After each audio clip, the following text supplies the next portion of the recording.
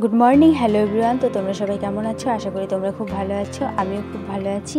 তো দেখো, সকাল সকাল ঘুম থেকে উঠে পড়েছি। সকাল সকাল ঘুম থেকে উঠে পড়ে বিছানার পেছনে লেগে পড়েছি। বিছানাটা না ঠিক করলে আমার মনে হয় না যে সারাদিনের কোনো কাজ আমার সম্পূর্ণ হলো। তো দেখো গাইজ, তারপর আমি ঝাড়ু নিয়ে চলে আসলাম। কি করব বলো, ঘরটা ঝাড়ু দিয়ে নিলাম। তারপরে দেখো চিরুনি করে নিলাম। তারপর কি করব, এখন মা তো আজকে রান্না করছে, তো আমি ভাবলাম তাও আমি চান টান করে নেই। 9টাও বেজে গেল সকাল। তো চান টান করে আমি তারপর দেখো চান করতে যাচ্ছি।